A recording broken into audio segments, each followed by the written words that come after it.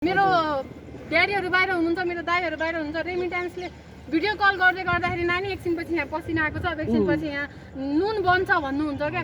त्यो हामीले देख्दै गर्दाखेरि अनि हामीले चाहिएको, हामीले धेरै केही चाहिएकै छैन क्या अहिलेसम्म। एउटा सामान्य जनताले एउटा रोडमा गाडी मात्रै जाँदा पनि कति खुसी हुन्छ क्या, कति खुसी हुन्छ।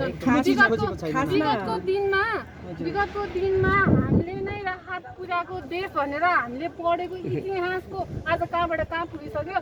धेरै टाढा जानै पर्दैन। 1 वर्ष अगाडि मात्रै बाढी पहिरो जाँदाखेरि 1 दिनसम्म बागमती गाउँपालिका, कोङजमसङ गाउँपालिका ललितपुरमा पर्छ यो, यिनीहरू 1 दिनसम्म पनि सम्पर्कमा आउन सकेको थिएनन् भनेपछि मेरो कर्णालीको, मेरो पहाडको, मेरो दोलखाभन्दा माथिको मेरो तराईको जनताहरूले पाएनन् भनेर म कसरी खुसी भएर बस्न सक्छु क्या।